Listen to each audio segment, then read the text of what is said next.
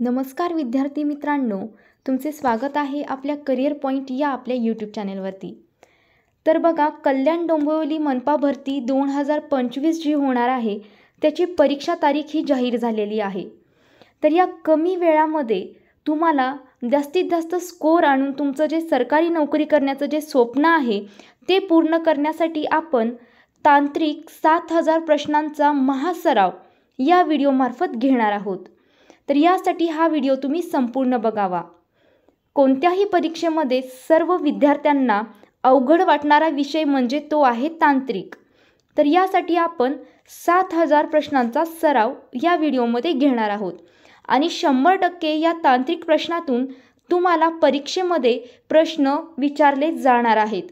तर यासाठी तुम्ही हा व्हिडिओ संपूर्ण बघावा। तुम्ही JNM, स्टाफ नर्स, औषध निर्माण अधिकारी अशा कोणत्याही पदांकरिता जर तयारी करत असाल तर त्यांच्यासाठी हा व्हिडिओ जो आहे तो अत्यंत उपयुक्त असा ठरणारा हा व्हिडिओ आहे। तर ही जी सिरीज आपण चालू केलेली आहे ती तुम्ही शेवटपर्यंत बघावी। तर प्रश्न जो पहिला आहे तो आहे, मानवी शरीरातील सर्वात मोठी ग्रंथी कोणती आहे? तर बघा, त्याच्यासाठी तुम्हाला 4 ऑप्शन्स दिलेले आहेत। नंबर 1 जठर, 2 यकृत, 3 हृदय आणि नंबर 4 आहे मोठे आतडे। तर बघा, प्रौढ मानवांचे यकृत हे 1.3 ते 3.0 किग्रॅम इतक्या वजनाचे असते। हे नरम व गुलाबी करड्या रंगाचे असते। तुम्ही याचे जे सोल्युशन आहे ते देखील या व्हिडिओमार्फत बघणार आहोत। यासाठी हा व्हिडिओ तुम्ही संपूर्ण बघावा। तर बघा, या प्रश्नाचं जे उत्तर आहे ते आहे नंबर बी, यकृत हे याचं करेक्ट आन्सर आहे। तर हे मानवाच्या शरीरातील दुसऱ्या क्रमांकाचे अवयव व सर्वात मोठी ग्रंथी आहे। तर याचं करेक्ट आन्सर जे आहे ते यकृत हे याचं करेक्ट आन्सर आहे। पुढचा जो प्रश्न आहे तो आहे, खालीलपैकी कोणत्या रोगामुळे तांबड्या पेशीचा नाश होतो? तर बघा, याचा आन्सर आहे नंबर ए, कॉलरा हे याचं आन्सर आहे। तर बघा, मलेरिया या ढासाच्या चावण्यामुळे होणारा रोग आहे।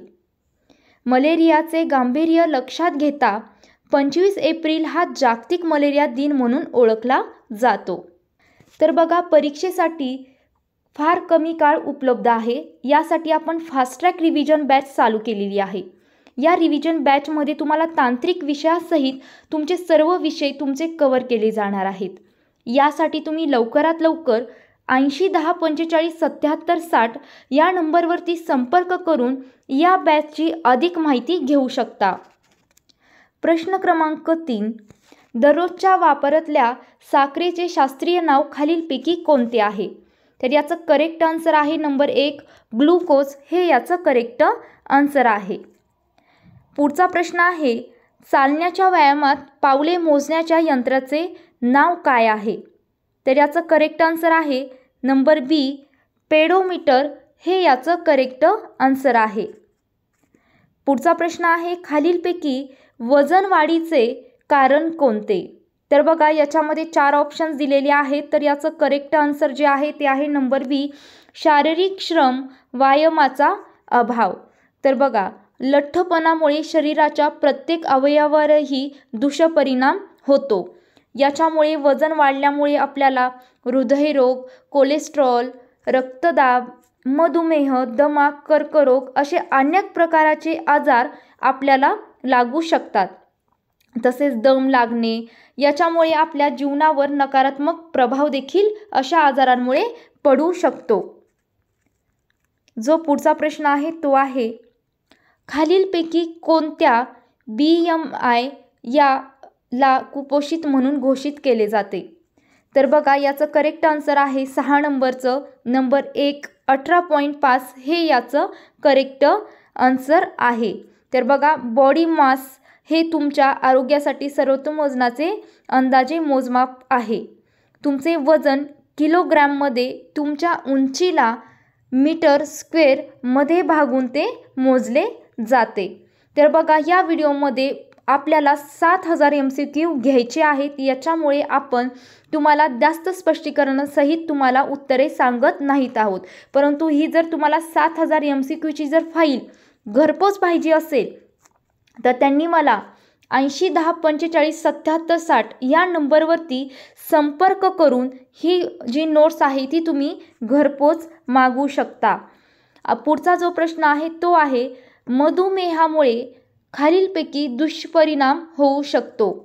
तर ऑप्शन्स 4 दिलेले आहेत आणि याचं करेक्ट आन्सर आहे वरील सर्व पर्याय. तर बघा ते पर्याय कोणते कोणते आहेत. हृदयरोग, नेफ्रोपॅथी, जंतुसंसर्ग हे याचं करेक्ट आन्सर आहे. तर बघा, भूक जास्त लागणे, तहान जास्त लागणे, लघवी जास्त लागणे, जखम लवकर बरी न होणे आणि पायामध्ये मुंग्या येणे, लघवीमध्ये जळजळ होणे हे सर्व याची कारणे आहेत. तर बघा पुढचा जो प्रश्न आहे तो आहे, आहारामध्ये 2 ग्रॅम प्रति किलो वजनापेक्षा जास्त प्रथिनाचे सेवन केल्यास खालीलपैकी कोणत्या दुष्परिणाम उद्भवू शकतो. तर ऑप्शन्स 4 दिलेले आहेत आणि याचं करेक्ट आन्सर आहे नंबर सी, डायलिसिस हे याचं करेक्ट आन्सर आहे. पुढचा प्रश्न आहे, उच्च जैविक मूल्य असलेल्या प्रथिनांमध्ये खालीलपैकी कोणता पदार्थ येतो. तर 4 ऑप्शन्स आहेत, पालेभाजी, डाळी, अंडी आणि फळे. तर बघा याचं करेक्ट आन्सर आहे नंबर सी, अंडी हे याचं करेक्ट आन्सर आहे. तर आपल्या प्रथिनांच्या गरजा पूर्ण करणे विविध प्रकारचे पदार्थ खाल्ल्याने सहज साध्य होते. अन्नातील प्रथिने वनस्पती आणि प्राणी स्रोतांकडून येतात, जसे की बघा मांस आणि मासे, अंडी, दूध उत्पादने, बिया आणि काजू, नंतर बीन्स आणि मसूर सारख्या शेंगा. तर बघा हे अत्यंत महत्त्वपूर्ण असे हे तांत्रिक प्रश्न आहेत जे की तुम्हाला परीक्षेमध्ये विचारले जाऊ शकतात. तर बघा पुढचा प्रश्न आहे, 1 ग्रॅम प्रथिनामध्ये किती उष्मक असतो. तर बघा याचं करेक्ट आन्सर आहे नंबर डी, 9 किग्रॅम हे याचं करेक्ट आन्सर आहे. तर बघा 1 ग्रॅम प्रोटीनपासून 4.2 उष्माक मिळतात.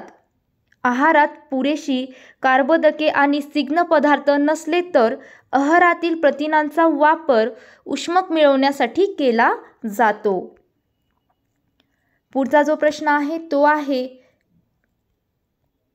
पीएमच्या आहार व्यवस्थापनामुळे कुपोषित बालकांमध्ये खालीलपैकी कोणत्या सुधारणा दिसून येतात. तर 4 ऑप्शन्स दिलेले आहेत आणि याचं करेक्ट आन्सर आहे नंबर 1, 4 ते 5 दिवसांमध्ये मानसिक दुबळेपणा जातो. तर बघा ही जी तुम्हाला डायग्राम आहे ती मी तुम्हाला दाखवलेली आहे. बघा पुढचा प्रश्न आहे, खालीलपैकी कोणत्या प्रकारचा आहार कॅन्सर या आजारात घ्यावा.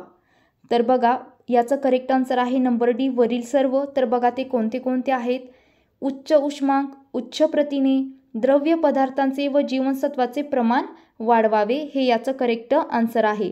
तर बघा कर्करोग वा कॅन्सर हा शरीरातील पेशींच्या अनियंत्रित वाढीमुळे उद्भवणारा रोग आहे. कॅन्सर कोणत्याही पेशीमध्ये, कोणत्याही ऊतीमध्ये आणि अवयवामध्ये होऊ शकतो.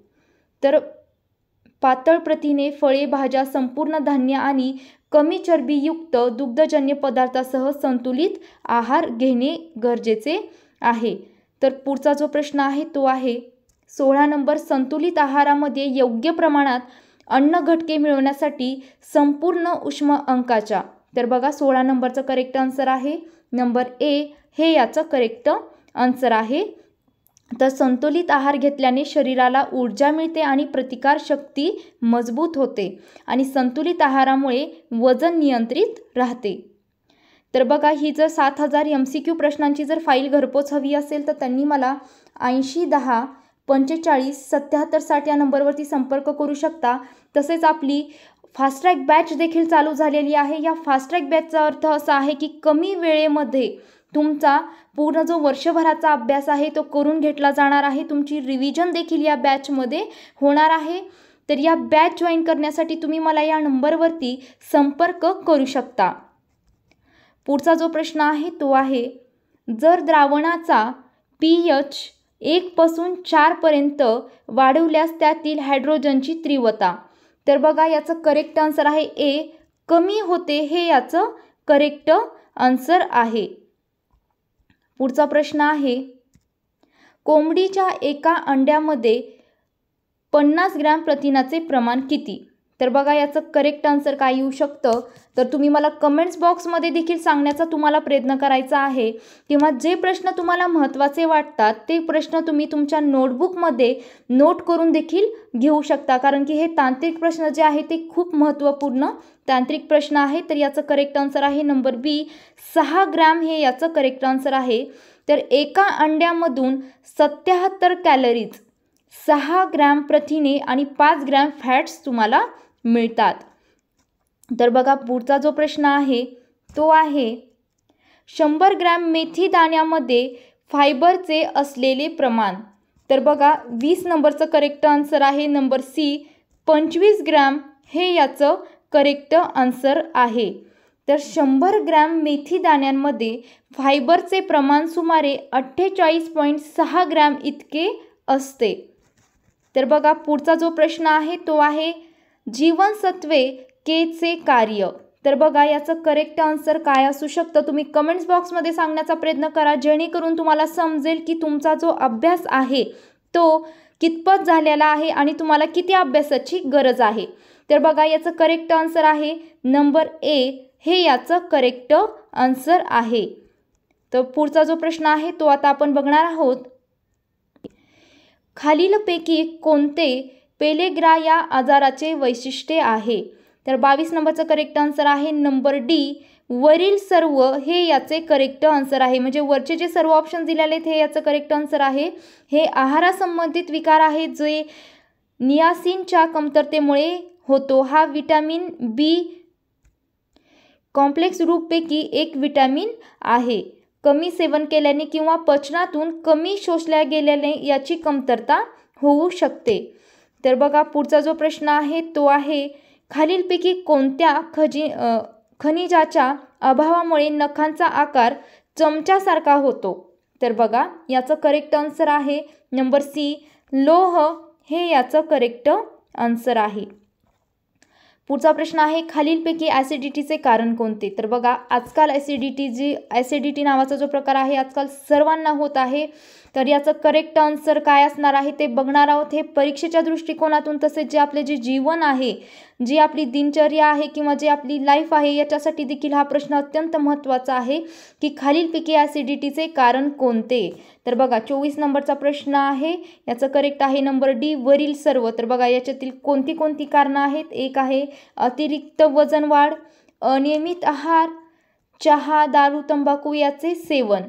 तर बघा जठरातील अम्लाचे उत्पादन वाढून जो त्रास होतो तो म्हणजे ॲसिडिटी. यात जळजळ होणे, पोटात दुखणे ही लक्षणे दिसू शकतात. तर बघा पुढचा प्रश्न आहे 25 नंबरचा, किडनीची कार्यक्षमता मापण्यासाठी खालीलपैकी कशाचा वापर केला जातो? तर 25 नंबरचा करेक्ट आन्सर आहे नंबर सी, GFR हे याचं करेक्ट आन्सर आहे. तर बघा आपली कल्याण डोंबिवली मनपा भरतीची जी बॅच आहे, फास्ट ट्रॅक बॅच ही चालू झालेली आहे. परीक्षा तारीख जी आहे ती जाहीर झालेली आहे आणि परीक्षेसाठी जो तुमचा कालावधी जो आहे तो खूप कमी असा कालावधी तुमच्याकडे राहिला आहे. याच्यासाठी आपण फास्ट ट्रॅक रिव्हिजन बॅच चालू केलेली आहे. तर याच्या बॅचच्या अधिक माहितीसाठी तुम्ही मला या नंबरवरती संपर्क किंवा व्हॉट्सअप मेसेज करून या परीक्षेबद्दल अधिक माहिती तुम्ही मिळवू शकता. तर याचे जे पुढची जी सिरीज आहे 7000 प्रश्नांची ती आपण पुढच्या भाग 2मध्ये याचे पुढचे प्रश्न घेणार आहोत. यासाठी तुम्ही निश्चितच चॅनेलला सबस्क्राईब करून ठेवा आणि जास्तीत जास्त विद्यार्थ्यांपर्यंत शेअर करा. तर हा व्हिडिओ जो आहे तो तुम्ही संपूर्ण बघितला आहात याबद्दल धन्यवाद.